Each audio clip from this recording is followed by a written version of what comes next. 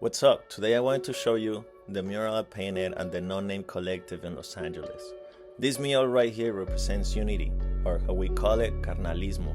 And I'm gonna explain step by step from the beginning to the end on how I approached this mural, since it was my first time painting this big with the airbrush. In Los Angeles, lowrider culture is everywhere, and this mural is a tribute to that heritage. The idea was to portray a group of lowriders cruising through the most iconic locations in LA. So you can see the car in the front, you can see the car in the back, the Hollywood sign, El Pino from East LA, the Whittier Boulevard Arch, and our entrance at the No Name Collective, and of course, downtown. Painting on large scale like this can be intimidating, but trust me, if I can do it, you can do it. First thing you gotta do is make sure your wall is ready and you prep it and prime it. For the base coat, I like using regular house paint, matte or eggshell finish. It holds the paint from the airbrush and the markers a little better than the glossy one. In this case, I use chalk and a grid system to mark the sketch on the wall. The picture was taken at a car show, then threw it in the iPad, made the grid, divided it in 9 squares, 3 on each side, and then I printed it. Once I had it printed, I was able to follow the pattern sector by sector, square by square. I use chalk to trace everything because it's easy to erase any mistakes. With the spray paint, I did a 2-tone background, something simple, and I always start from the back so I can work my way to the front. I blocked some big areas with different base tones, like black for the road and dark gray for the buildings, while my electrician guy was installing some new plugs.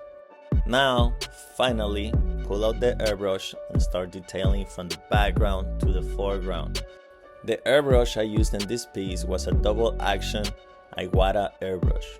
Double action means that you can control the airflow and the paint flow.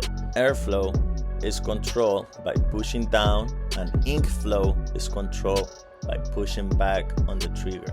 If you're just starting, don't be afraid of making mistakes. Practice on a smaller size until you get comfortable with the airbrush and the mix of the air with the paint. I got this whole airbrush on a set. I'll post the link. Hey, you can do pretty cool effects with the airbrush, but it gets complicated when doing clean edges and lettering. In this case, I had to tape it and mask it. Painting can be a solo thing or a social thing for me.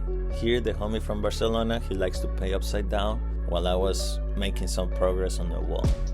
People always ask me, how long did it take to paint this? How long did it take to paint that? Who cares? Take your time, have fun, enjoy the process. Learn from the mistakes and wash your airbrush. In this case, I forgot to wash my airbrush after a long day, so I had to get a new one. The whole project took about 8 months from start to finish, and I will work 2 or 3 hours at a time. Consistency is key, but if it was a commission, I think I can finish it within a week. I tried different types and brands of paint throughout the mural, but I think the ones that I like the most is the Molotow, the all-for-one. I mix it with water and a retarder from Creatix so it wouldn't dry too fast. After adding the last details, this is the final result. And if you have any questions about the process or materials, just let me know in the comment area. Oh, I also have prints and pins available in case you wanna get one. Vámonos!